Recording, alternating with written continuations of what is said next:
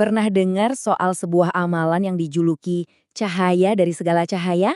Nah, itulah sholawat Nuril Anwar. Hari ini kita bakal kupas tuntas makna dan rahasia di baliknya. Yuk kita mulai.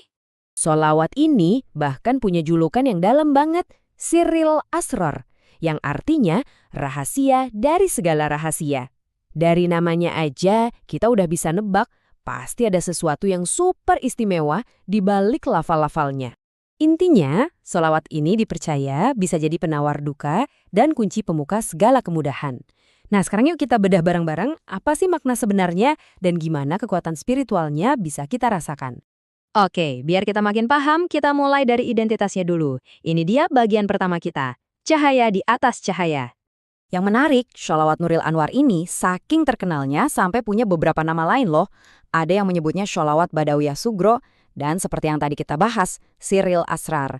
Tiap nama ini seolah-olah ngasih petunjuk tentang kedalaman maknanya.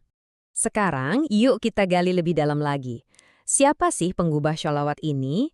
Dan apa sebetulnya arti dari nama yang kedengarannya indah banget ini?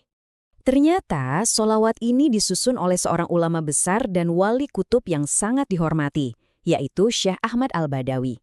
Dan yang lebih luar biasa lagi, garis keturunan beliau ini nyambung langsung ke Rasulullah SAW. Tentu ini memberikan bobot spiritual yang kuat banget pada amalan ini. Jadi, apa sih arti Nuril Anwar?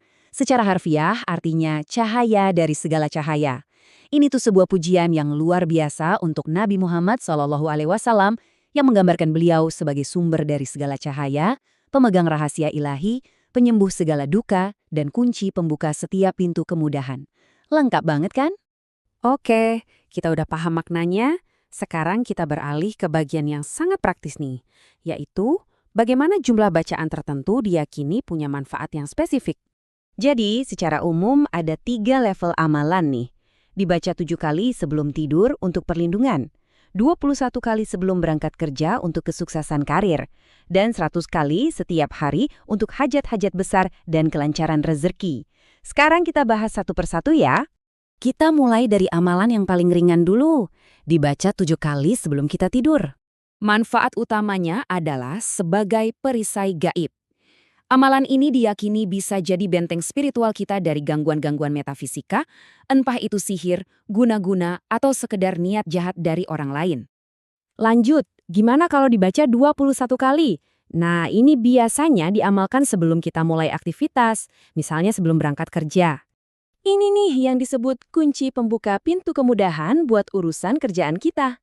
Anggap aja ini seperti doa khusus buat ngebuka jalan, melancarkan ikhtiar kita dalam meraih jabatan atau kehormatan di dunia profesional. Dan sekarang, kita sampai pada amalan harian yang paling dahsyat, membacanya 100 kali. Kalau ini diamalkan 100 kali sehari semalam, fadilahnya dipercaya sangat komprehensif. Mulai dari mendatangkan cahaya ilahi ke dalam hidup kita, menolak bala, melapangkan rezeki lahir dan batin, sampai yang paling penting, yaitu menghancurkan segala kebuntuan hidup yang mungkin lagi kita alami. Tapi tunggu dulu, ada satu lagi manfaat penting yang perlu kita tahu. Sholawat ini juga dikenal sangat mujarab untuk urusan hati. Bisa untuk meredakan amarah yang lagi meledak-ledak, atau bahkan melembutkan hati yang mungkin lagi terasa keras. Oke, pertanyaannya sekarang, dengan semua manfaat yang luar biasa ini, apa sih syarat utamanya biar kita bisa benar-benar merasakannya? Apa kuncinya? Jawabannya ada di bagian terakhir ini.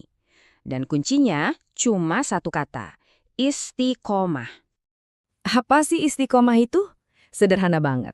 Artinya, kita melakukan amalan ini secara rutin dan konsisten, bukan cuma sekali-sekali pas lagi butuh aja, tapi menjadikannya bagian dari kebiasaan harian kita. Nah, ini dia poin kuncinya. Konsistensi itu ibarat air yang menetes terus-menerus di atas batu.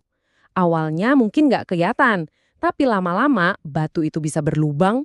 Begitu juga dengan amalan ini, konsistensi inilah yang memungkinkan energi spiritualnya terakumulasi dan akhirnya memberikan dampak nyata dalam hidup kita.